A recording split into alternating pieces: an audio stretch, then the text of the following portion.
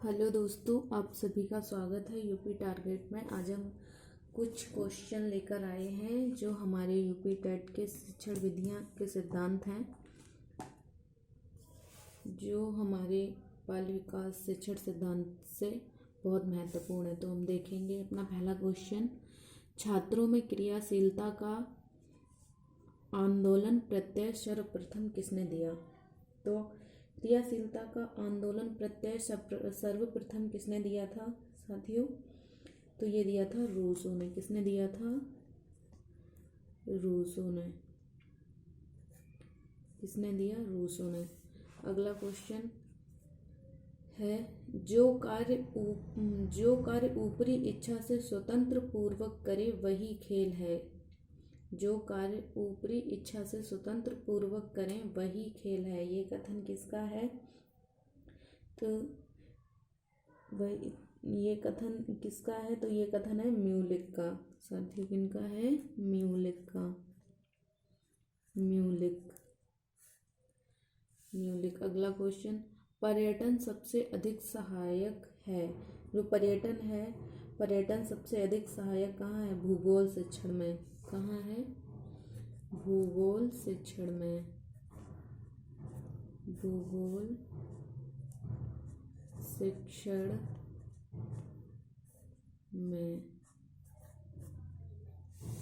पर्यटन सबसे अधिक सहायक जो है वो भूगोल शिक्षण में करता है।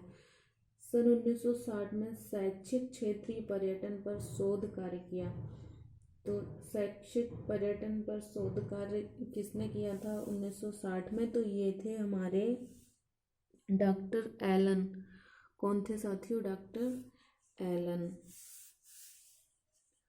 Doctor Allen. Doctor Allen. अगला क्वेश्चन है, विद्यालय पर्यटन सबसे पहले किस शिक्षा शास्त्री की देन है? तो विद्यालय पर्यटन मिस होता है साथियों स्कूल ट्रिप।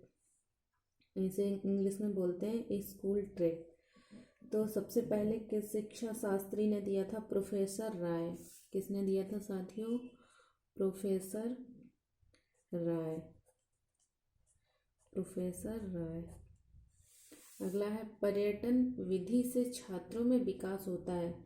पर्यटन विधि यानी स्कूल ट्रिप से जो बच्चों में विकास होता है वो निरीक्षण या अवलोकन किसके कैसे होता है?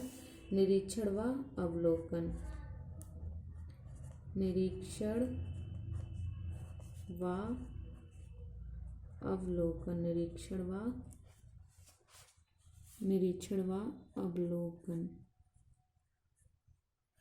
निरीक्षण व अवलोकन से। अगला है, विद्यालय पर्यटन पर्यटन विधि से छात्रों में विकास होता है वो निरीक्षण व अवलोकन से होता है। अगला क्वेश्चन देखिए, व्याख्या विधि में छात्र बने रहते हैं। तो जब कोई शिक्षक बच्चों के सामने व्याख्या करता है तो बच्चों की क्या क्रिया होती है उस टाइम? तो जब कोई शिक्षक बच्चों के सामने व्याख्या करता है तो बच्चे कैसे रहते हैं? निष्क्रिय रहते हैं।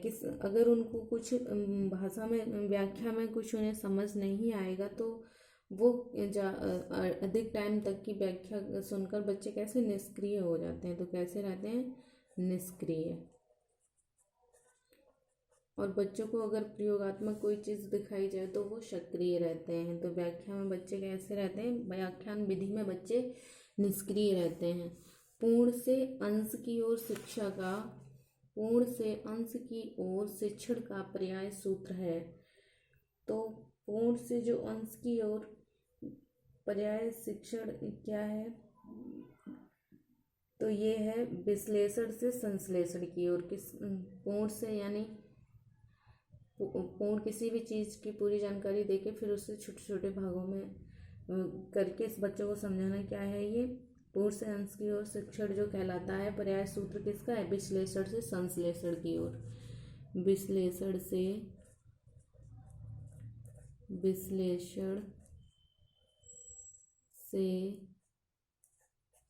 संश्लेषण की ओर। संश्लेषण विश्लेषण से संश्लेषण की ओर, विश्लेषण से संश्लेषण की ओर।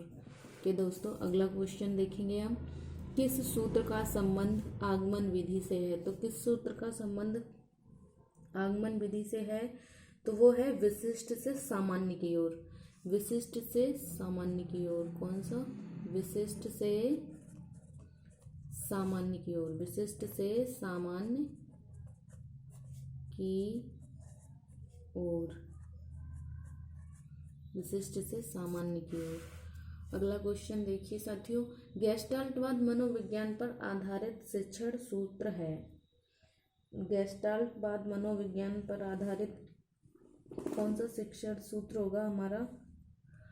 तो ये होगा हमारा पूर्ण से अंश की ओर। कौन सा होगा साथियों? गेस्टाल्टवाद मनोविज्ञान का पर आधारित जो शिक्षण सूत्र है पूर्ण से अंश की ओर, पूर्ण से अंश की ओर, पूर्ण से अंश की ओर, पूर्ण से अंश की ओर।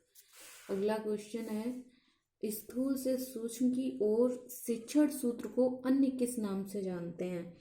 जो स्थूल से सूक्ष्म की ओर जो शिक्षण सूत्र है उसे हम और किस नाम से, अन्य किस नाम से जानते हैं।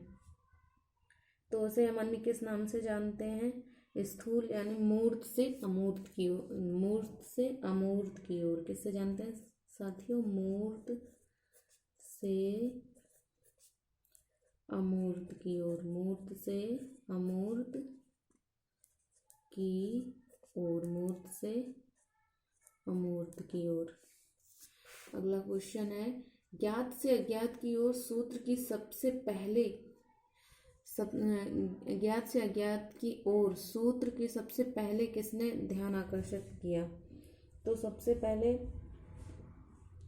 किसने ध्यान आकर्षित किया सूत्र की ओर, किसने ध्यान आकर्षित किया? तो ये किया हमारा हर्बर्ट ने। किसने किया? हर्बर्ट। अगला क्वेश्चन है, कक्षा में संप्रेषण माध्यम होता है। तो कक्षा में संप्रेषण माध्यम होता है किसके द्वारा होता है? तो कक्षा में जो संप्रेषण होता है वो किसके द्वारा होता है साथियों? वो होता है हमारे मुख के माध्यम से। किसके माध्यम से होता है? मुख से, मुख के माध्यम से। किसके द्वारा होता है? मुख माध्यम, मुख माध्यम। अगला क्वेश्चन है, ब्लूम के द्वारा प्रतिपादित शिक्षण उद्देश्य है। ब्लूम के द्वारा जो प्रतिपादित शिक्षण उद्देश्य है वो कौन सा है? तो वो है ज्ञानात्मक है, क्रियात्मक है, भावात्मक है। तो कौन सा है? ज्ञानात्मक, क्रियात्मक और भावात्मक। तो नंबर 1 हो जाएगा ज्ञानात्मक, क्रियात्मक, ज्ञानात्मक, क्रियात्मक और भावात्मक, और भावात्मक, भावात्मक। अगला है, संपूर्ण जीवन शिक्षा है। ये कथन किसका है? संपूर्ण जीवन शिक्षा है। तो ये कथन किसका है साथियों? स्पेंसर का। किसका है? स्पेंसर का। किसका है साथियों? स्पेंसर का। अगला क्वेश्चन देखेंगे हम, शिक्षण पुनर्वलन की आवश्यकताओं का क्रम है। शिक्षण पुनर्वलन की आवश्यकताओं का क्रम है। तो ये क्या है? आवश्यकताओं का क्रम है। ये कथन किसका है? तो ये कथन हो जाएगा हमारा B.F. स्किनर। किसका है? B.F. स्किनर। किसका है साथियों? B.F. स्किनर। B.F. स्किनर। अगला क्वेश्चन है, पाठ्य योजना का प्रथम बिंदु। पाठ्य योजना का प्रथम बिंदु क्या है? प्रस्तावना। क्या है साथियों? प्रस्तावना प्रश्न। क्या है? प्रस्तावना प्रश्न क्या है? प्रस्तावना प्रश्न। अगला क्वेश्चन है हमारा, क्लार्क ने शिक्षण कौशल की व्याख्या किस सन में की? तो क्लार्क ने शिक्षण कौशल की व्याख्या किस सन में की थी? 1970 में। किस में की थी? 1970 में। अगला क्वेश्चन है, शिक्षण प्रक्रिया को कौशल के रूप में किस संस्था ने सर्वप्रथम अध्ययन किया? तो वो कौन सी संस्था थी जिसने सर्वप्रथम शिक्षण प्रक्रिया को कौशल के रूप में अध्ययन किया? तो वो कौन सी संस्था थी साथियों? स्टैनफोर्ड विश्वविद्यालय। कौन सा विश्वविद्यालय? स्टैनफोर्ड विश्वविद्यालय। स्टैनफोर्ड विश्वविद्यालय। स्टैनफोर्ड विश्वविद्यालय। अगला है हमारा, माइक्रो कंप्यूटर का विकास कब हुआ? तो माइक्रो कंप्यूटर का विकास कब हुआ? 1877 में। कब हुआ साथियों? 1877 में। आपको ये क्वेश्चन कैसे लगे? आपकी परीक्षा की दृष्टि से बहुत ही महत्वपूर्ण है, आप इन्हें ज़रूर एक बार रिवाइज कीजिएगा। हम फिर लेकर आएंगे, कमेंट कीजिए आपको ये क्वेश्चन कैसे लगे। थैंक यू फॉर वॉचिंग, और पसंद आए तो लाइक कीजिए। धन्यवाद।